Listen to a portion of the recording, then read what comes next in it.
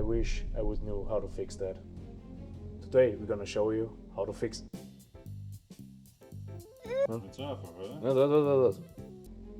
Today we're gonna show you how to fix that.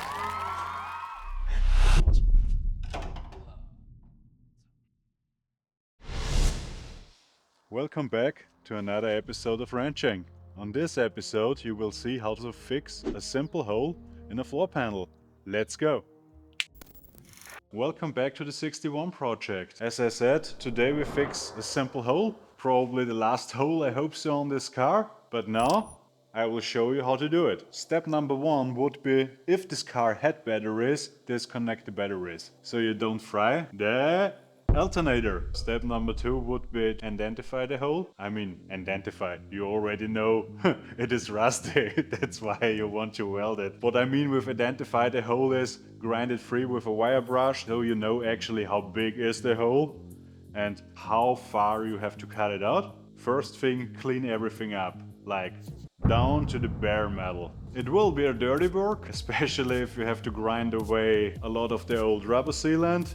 You have to do it because you need bare metal to be able to weld. Let's go to the hole and I will show you what I mean. First thing, as I said, you identify the hole. In this case, I see the hole because I already cleaned everything in this car down to the bare metal, and I also cleaned it from underneath, so there is nothing on it anymore. That's probably the most intensive work on it. And there we have the hole. And what I mean with it is, you have to clean it, let's say double or actually 3 times the size of the hole, so everything around it is bare. What you have to look for is, before you start to cut it out, is what is underneath. What I mean with is underneath, when I was, let's say, younger than I am now, I didn't look much before I started to cut, and yeah, sometimes I hit a support or cut off a support, what is actually, not the best thing to do. So, we have here the hole, I get with my finger in, I see, okay, underneath there is the frame, the body support, who is then bolted through this hole to the frame. Here we have the inner wheel housing, and actually the trunk pan of this car is 3 parts, actually 4, but let's go with 3. We have here the big pan, who is spot welded all around here, here and here into the car until here. So we have one big panel, and then we have these 2 side panels, and underneath we have here and here the cross member or the support. What we do now is we just want to stitch this little hole. I already know from underneath it is just this little hole, and I already welded extensively the inner wheel housings. What we do now is, after you cleaned everything, identified every structural part underneath it so you don't cut in it, I have to stretch a little bit. You grab a pen who writes on metal, so I use a whiteboard marker, and something straight. It doesn't have to be linear. What?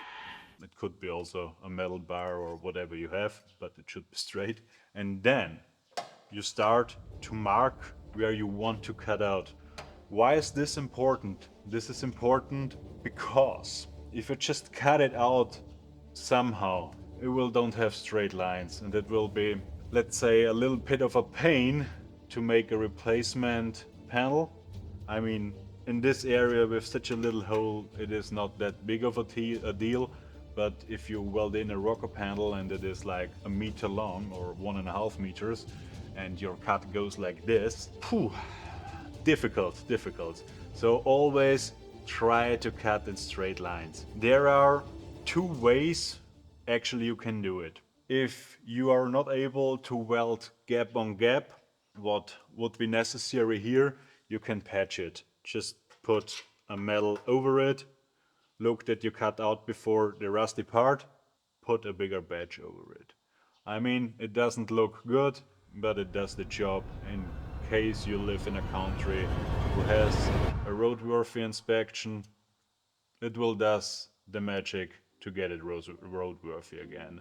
I already said, down here is the cross member. I go with my finger in there until I stuck to the cross member, so I know now there is where the cross member starts.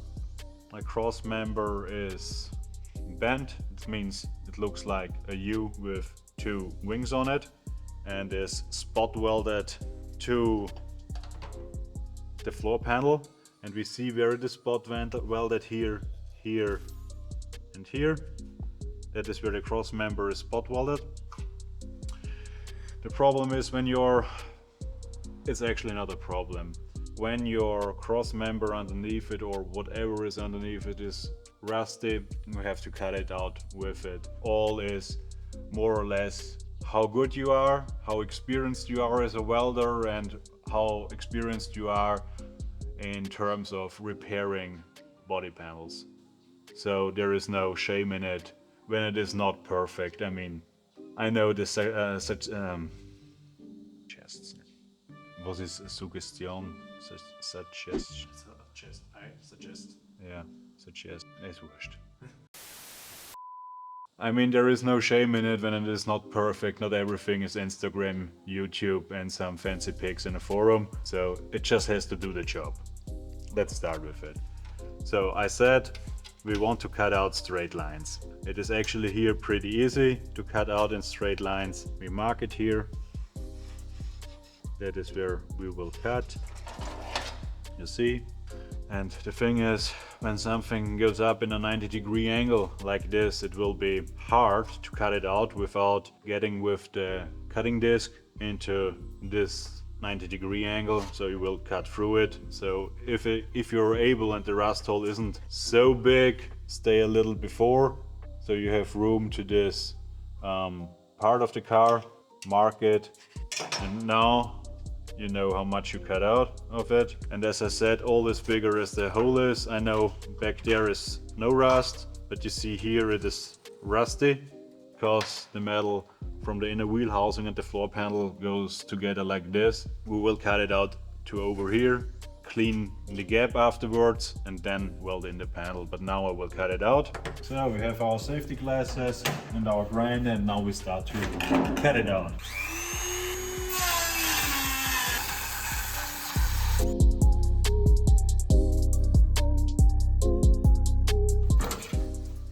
So we removed the rusted out panel, and as you see here was the hole.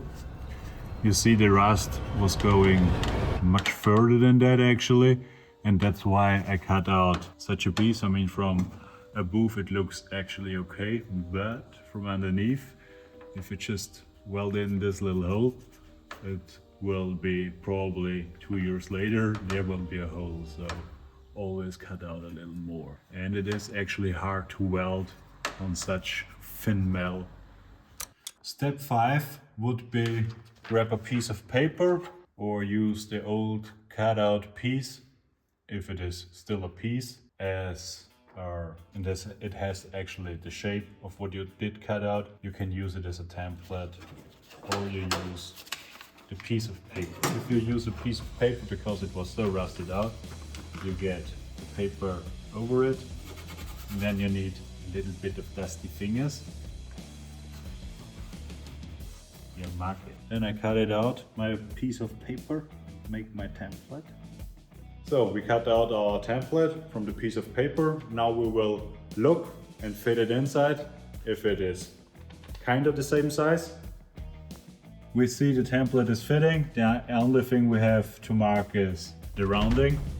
For the rounding I use just the old piece I cut out. So I have the angle of it. I mean, you could actually, if you don't have it anymore and it's rusted too out, you could have done it the same here with the dirty finger on the paper. Would have been the same outcome. But now we finished that, and then we will transfer it to a piece of metal. As you see, it is a little bigger. There we have, if I can get the magnet off, we put it on the metal piece like this. We will put some tape on so it doesn't slip. No? And then afterwards we use a punch and a hammer. So what we do now is we mark underneath into the metal to get the line into the metal. That's one way to do it. You could also just mark it first with a pen, then cut off this extended piece of paper, and then you also know, put it on back again, and then you also know where the line is. We marked our line with some more punches. The line is not entirely straight, so if you put it in a vise and just knock it over or bend it with a machine, it will be a straight line. It is actually not a straight line, so we use a piece of metal and lay it on there and start to bend it downwards.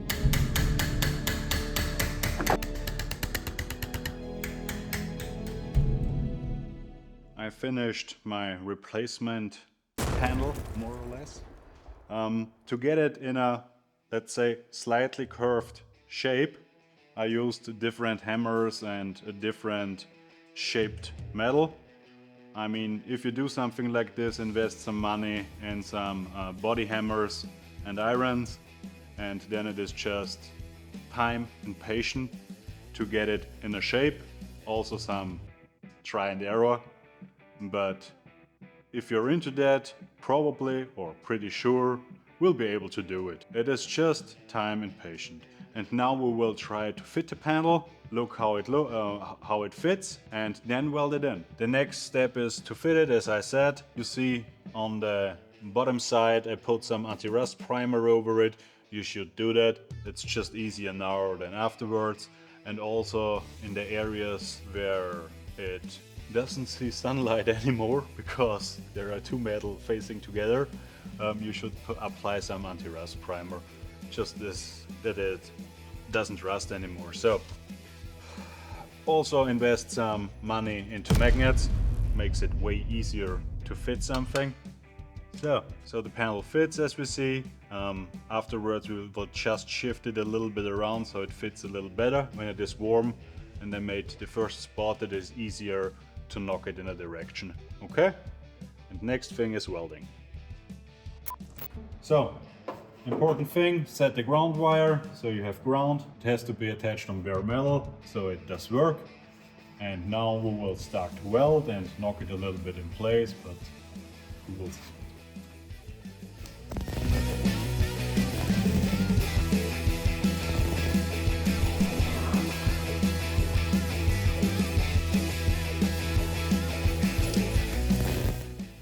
So, as you see, I welded it in. The next thing will be grinding everything down. And now you see me grinding. We used the angle grinder to make it smooth. And then you will see more.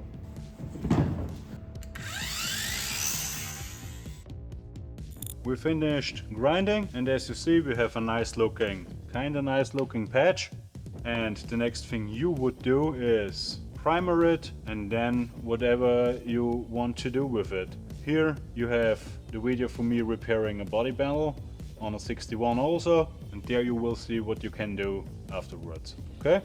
Because the steps here will be more or less the same. I mean, it is trunk area, so you would probably just put sealant in this gap like it was original, and then put some liner in here, but the decision is up to you what you do with it. This was another welding episode of Ranching.